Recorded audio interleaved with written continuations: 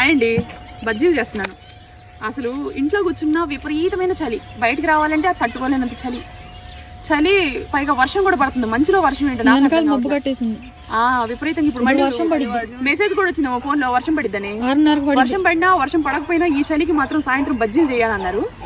ఇదిగోండి వంకాయ బజ్జీలు, ఎగ్ బజ్జీ, బ్రెడ్ బజ్జీ, ఇవన్నీ ఇవి చేస్తున్నాను. ఫుల్ వీడియో యూట్యూబ్లో చూడండి. ఛానల్ సబ్స్క్రైబ్ చేసుకుని పక్కన బెల్ గంట కొట్టండి.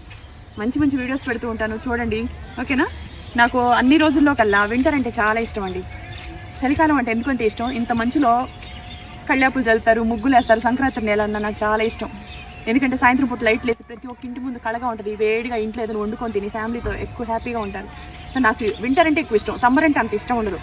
మల్లెపూలు వస్తే ఈ సీజన్లో అని ఒక ఇష్టం తప్ప సమ్మర్ అంటే అస్సలు ఇష్టం ఉండదు. ఎండాలంటే అస్సలు ఇష్టం ఉండదు.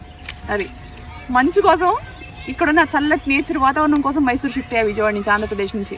ఎవరైనా నమ్ముతారా? అంత అంటే ఇంకా బతికేది మనం ఒక్కటే ఒక లైఫ్. ఆ లైఫ్లో కూడా ఎప్పుడు మనకు నచ్చని వాతావరణంలో మనం ఉండకూడదు.